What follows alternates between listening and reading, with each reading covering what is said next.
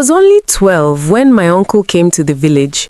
He promised me a future beyond the palm trees and quiet streams. In his eyes, I saw possibilities. Enugu, university, a new life. So I left Akwa Ibom behind, never knowing the shadow that trailed him. The city loomed tall and strange. Enugu was far from the village I knew. My uncle gave me a small room in a crowded compound. Every evening he left for work, and I waited, scrubbing floors, feeling smaller every day. I began to wonder if he had other plans. Days passed like shadows. I cleaned, I cooked, I stayed invisible. Sometimes I heard whispers outside the door, strange voices I didn't recognize. One evening, as the rain tapped the roof, I saw a man watching from the gate. His face was familiar, but I couldn't place him. The next morning, the man was gone, but his image stayed in my mind. I asked my uncle about him, but he only laughed, saying I imagined it.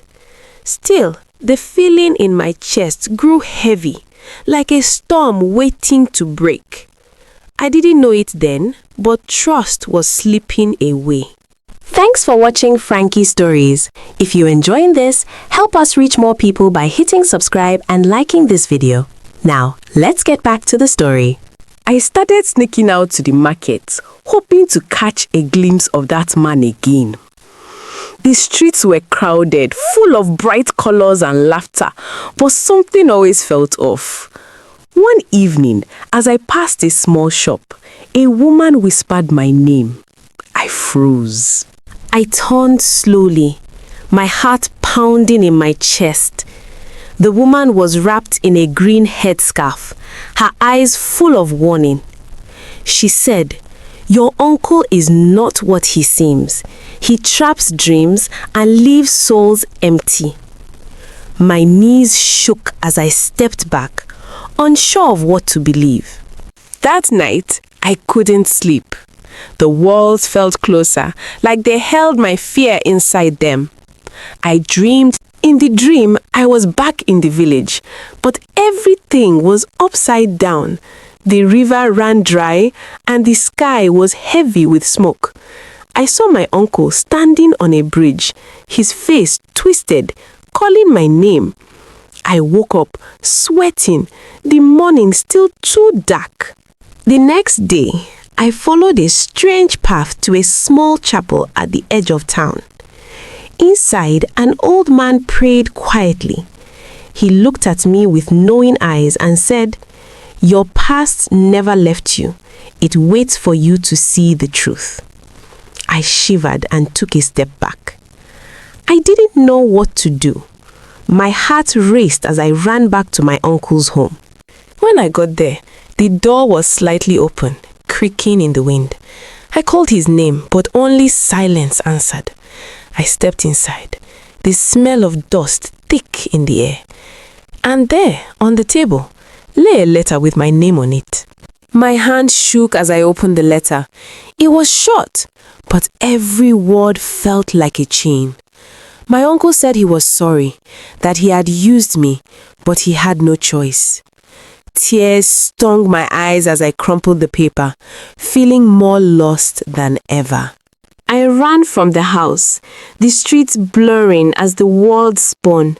I didn't know where to go, but something inside told me to head back to the river, where I used to play as a child. I needed peace. By the river, the water whispered, cool and familiar. I sat on a rock, and the river seemed to listen. In that moment, a calm began to grow inside me, like a small flame. I knew I could find my own path. Days later, I returned to the market, not as a shadow, but with a quiet strength. I didn't need my uncle's dream. I had my own. And step by step, I began to build it, never forgetting the river that kept me. I spent afternoons at the library, reading stories from faraway lands. Each book was a step away from the past, a page toward freedom. One afternoon, a man with a calm smile sat beside me. He asked if I was looking for something bigger. I nodded, unsure. The man told me his name was Mr. Chike, a teacher who saw promise in quiet kids like me. He offered to tutor me after school, no cost, just a chance. My heart leapt. This was the hope I needed, a door opening. After that, every evening, I met Mr. Chike at the corner shop. We talked about equations, about dreams, about cities far beyond Enugu. With every lesson, I felt stronger, like a seed pushing up through the cracks. One day, he gave me a small notebook. "Write your dreams here," he said, "so you never forget how far you've come." I opened it, and as I wrote, I realized I was no longer just a shadow. I was a dreamer, ready to rise. Months later, I stood on the campus in Enugu. My name was on the acceptance list. I called my mother, my voice breaking with joy. I didn't need to be used anymore. I was free, and this was just the beginning. When I arrived at the university, the building soared like dreams made real. Each lecture hall held a future waiting for me. I made friends, shared meals, and at night I wrote in my notebook, never forgetting where I started. The river in my heart whispered, "You are enough." One evening, as I crossed a bridge in the city, I saw a boy who looked like I once did, wide-eyed and lost. I smiled gently, and for a moment, I saw myself in him.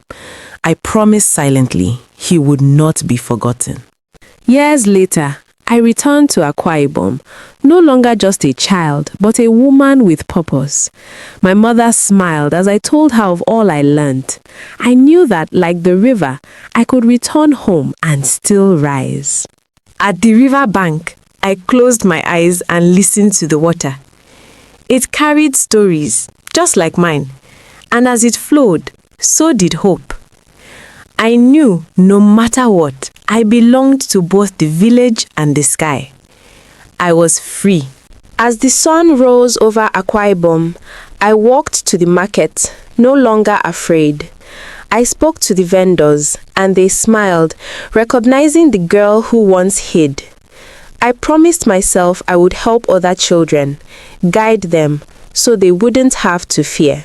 I started a small after-school group in the village, teaching children the basics of reading, math, and dreaming bigger. Each child was a spark, and together we built a future brighter than any shadow. One evening, a girl from the group came to me, holding a crumpled letter. "I want to go to Enugu," she said, her voice brave. Tears filled my eyes as I nodded, because I knew, this time, I would help her rise. We walked together to the bus stop, her small hand gripping mine. As the bus drove away, I whispered a prayer to the river, thanking it for guiding us both. I knew this was just one more beginning. Years later, I became a teacher myself, just like Mr. Chike. Every child I met reminded me of that first journey. We stood by the river together, dreaming of skies that once seemed too far away. And so, the river carried not just my past, but every hope that rises after darkness. I was once a child used by another's dream, but now I am the dreamer who rises on her own.